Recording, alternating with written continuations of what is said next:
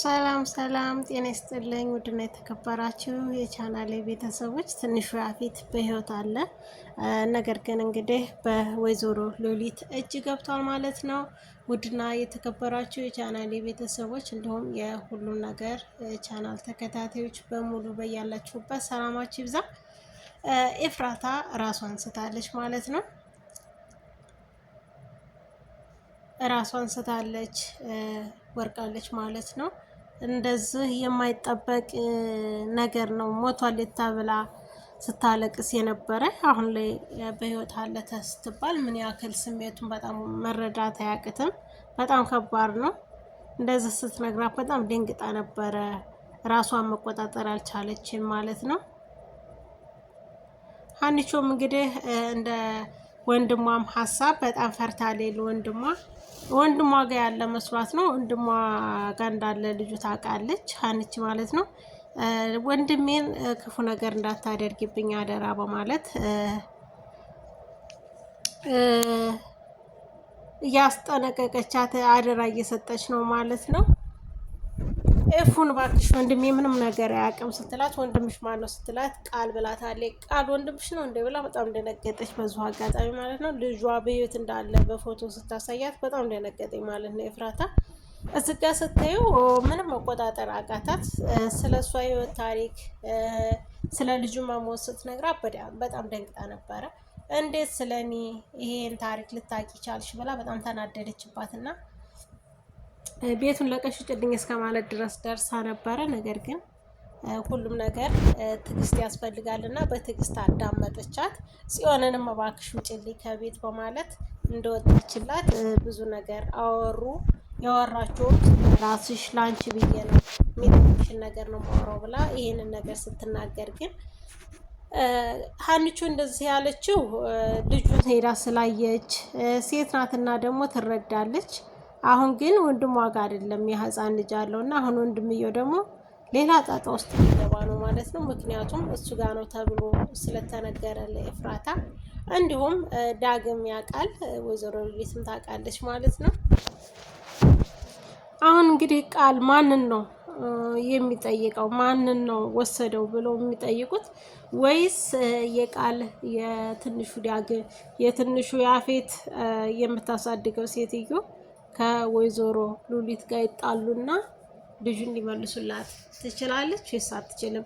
ወይዘሮ ሉሊት ውጭ ላይ ልጆች አጋቾች ተባባሪዎች ይዤ መጥቻለሁ ስላለች እንግዲህ አጋቿንም የህፃኑንም አሳዳጊ የሆነ ነገር ታደርጋታለች። እሷን በነገራችን ላይ በብር በኩል ነበረ ልጁን ልትዘው የፈለገችው።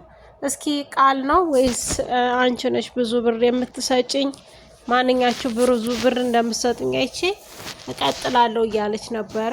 ምክንያቱም ብሩን እያየች ነበረ ስትሰራ የነበረው።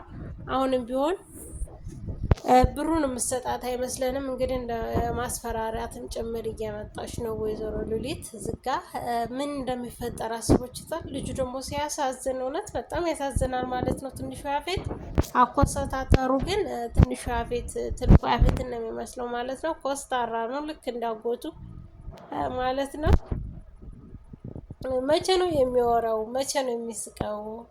መቼ ነው እንደ ልጅ ሲጫወት የምናየው ማለት ነው። ትንሹ ያፌት ብዙም ካሜራ ላይ ሊያቀርቡት አልወደዱ፣ ህፃን ልጅ እስከሆነ ድረስ ማውራትም ስለማይችል ይሆናል ማለት ነው። እና እንግዲህ ያፌት እስካሁን ከሀገር እንደወጣ ነው የነገሩን። ሀገር ወጥቷል ማለት ነው። ለተወሰነ ቀን መደበቅ ስላለበት ተደብቋል ማለት ነው። ትንሹ ያፌት በጣም ከፍቶታል።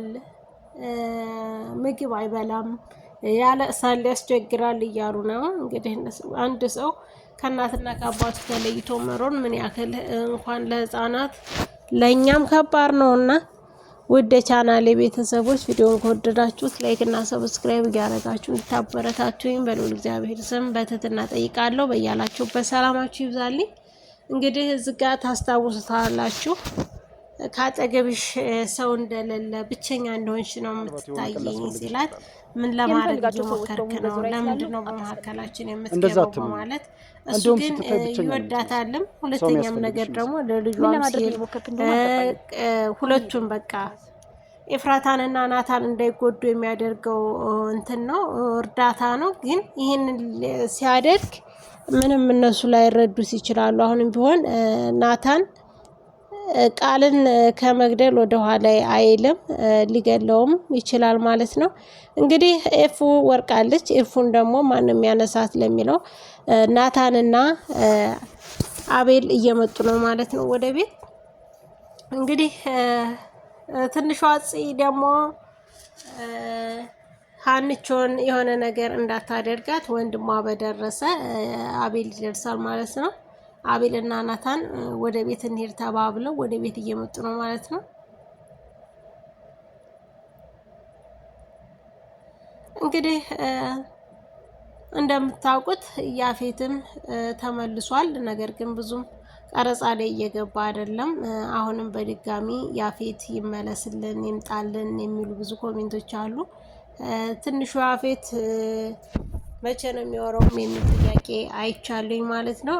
እንዲሁም እና በያፌት ላይ ማለት ነው ያፌት የድሮውን ያፌት እንዳይመልሰው አሁነኛው ለወንድምህ መከታ ሆነህ ለእህትህ ኩራት ሆነህ ቀጥል የሚል ኮሜንትም አይቻለው ማለት ነው። ያፌት እንግዲህ በአሁኑ ላይ በይቅርታ ተጸጽቶ ያለፈውን ይቅር ብሎ ማሪ ብሎ በቃ አንድ ሰው ንስሐ ሲገባ ልክ እንደዛ በቃ ውስጡን አንጾ ነው የመጣው ማለት ነው። በጣም መልካም ልብ ሆኖት ነው በመልካምነቱ ነው ወደዚህኛው ምዕራፍ 2 ላይ የመጣው ማለት ነው። በሀረግ ድራማ ላይ በጣም ደስ ይላል ያሁኑ ማለት ነው። በፊቱ ላይ በጣም ጨካኝና አረመኔ ይሁዳን ማለት ነው ይሁዳን ሆኖ ነው እየሰራ የነበረው። አሁን ግን በጣም የዋህ ለእህቱ ስስቱ ለወንድሙ በቃ በጣም ያለው ፍቅር እያሳየን ነበረ። ኤፍራታ እንግዲህ አሁን ላይ ምን እንደሚገጥማት መገመት ከባድ ነው።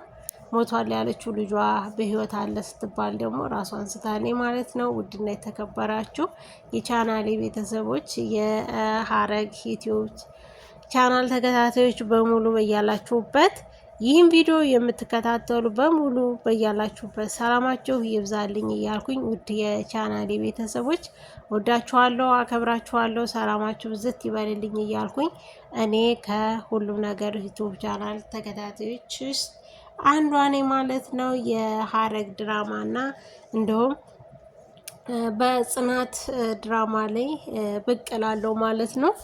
አንዳንድ የማይመቹ ቦታዎች ላይ ስለሆንኩ ነው ቪዲዮ እየሰራሁኝ እየለቀኩኝ አይደለም። በጣም ይቅርታ ላለሁኝ ውድ ቻናሌ ቤተሰቦች ለነበረን ቆይታ ከልብ አመሰግናለሁ። ያላችሁበት ሰላማችሁ ይብዛልኝ። አሁን ላይ ያለችበት ቦታ በጣም ደስ ይላል ማለት ነው። እና ኤፉ ለምንድን ነው የምታለቅሰው? ዝጋ ኤፉ እያለቀሰች ነው። እና ኤፉ ምን ሆና ነው? ለምን ከፋት? እስኪ ጥያቄው ለእናንተ ላድርግላችሁ። እና ድጋሚ ደግሞ ልጅሽ ጠፍቷል ብትባል አስባችሁታል? የሚሰማትን ስሜት ልጄን አገኘሁት ብላ ሳትጨርስ በድጋሚ ደግሞ ኧረ ከባድ ነው መገመት። በጣም ይሄን አይባልም፣ በጣም ከባድ ነው ለመናገር።